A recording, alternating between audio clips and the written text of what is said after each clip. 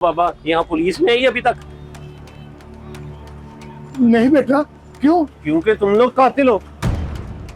तुम पे 3 लोगों के कत्ल की एफआईआर कटने वाली है।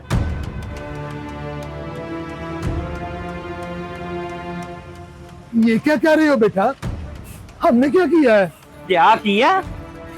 कल मैं पंक्चर लगवाने आया था ना।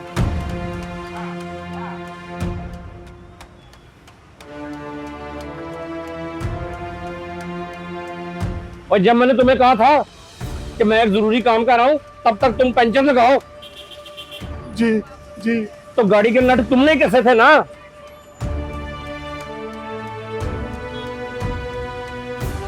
बेटा मैं आपको सीधी बात बताऊंगा, जब आप शॉप पर गए थे ना तो मुझे घर से इमरजेंसी फोन आ गया था, तो मैं घर चला गया था। मैंने छोटे को कहा था कि गाड़ी के टायर कस देना, ये छोटे ने कसे है साहब जी, लेकिन सब खैरियत तो है ना। अभी 2 घंटे पहले हम मरी के लिए रवाना थे।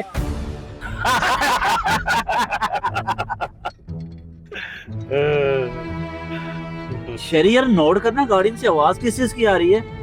हाँ यार आ रही है लगता है। और यार ये टायर की आवाज है। और मैंने पंक्चर लगवाया था ना, मुझे लगता है उसने हवा ज्यादा भर दी है। लो भाई मेरा फाइनल प्लान सुन लो फिर।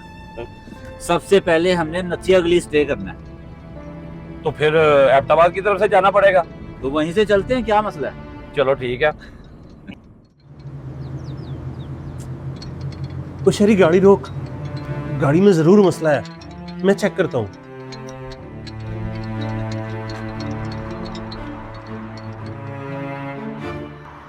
वो शहरी, वो नट तो कसे ही नहीं हुए, सिर्फ एक नट कसा हुआ है, बाकी सारे ढीले हैं।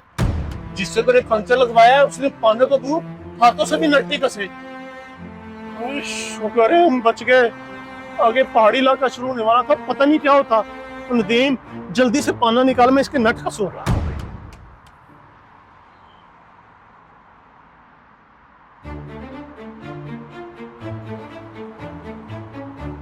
ओ भाई, मरी का प्रोग्राम कैंसिल, सीधा पंक्चर वाले के पास जाते हैं। आज उसकी खैर नहीं है। ओ पापा शुक्र कर कि हमें रास्ते में पता चल गया, अगर टायर रास्ते में कहीं खुल जाता तो हम तीनों ने मरना था कि नहीं। अल्लाह का शुक्र है बेटा कि आप बच गए। मुझसे ये गलती हो गई है कि मैंने एक अनाड़ी बच्चे पर एतमाद कर लिया था। ओ बाबा, और सियाना बयाना और तजर्बेकार होने के बावजूद और हमारी जिंदगी एक नाड़ी के हाथ में दे दी। और कुछ चेक एंड बैलेंस भी है कि नहीं? बिल्कुल साहब जी, चेक एंड बैलेंस होना जरूरी है। मैं अपनी गलती तस्लीम करता हूँ। मैं आज उस बच्चे को निकाल दूंगा, बस आप मुझे माफ कर दे। चला या चले।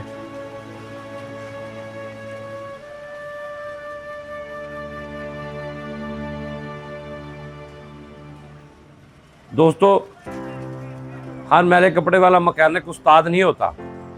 जब भी आप अपनी गाड़ी का काम करवाएं तो खुदारा एक दफ़ा खुद तसल्ली कर लें कि गाड़ी ओके है, वरना आपकी एक छोटी सी गलती आपकी आखिरी गलती हो सकती है।